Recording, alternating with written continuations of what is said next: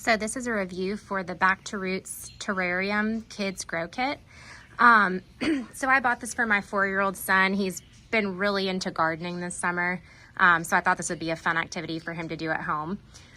So this is a great STEM activity. It's very simple. I would say it probably took us about 10 minutes to complete the activity.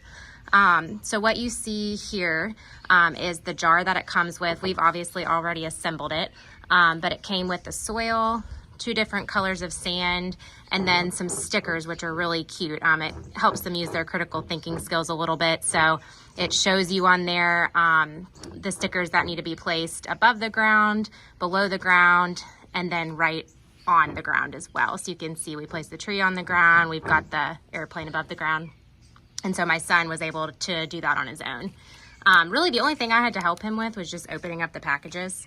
But at 4 years old, he was able to kind of pour everything in there. You did have to rehydrate the soil, which was actually kind of cool too. You saw it expand as you put the water in. And then it came with a little pack of seeds that you just sprinkle on top of the soil. It did come with this little instruction book as well, which has very simple instructions. My son was able to kind of look at it himself and see the pictures and really figure it out on his own.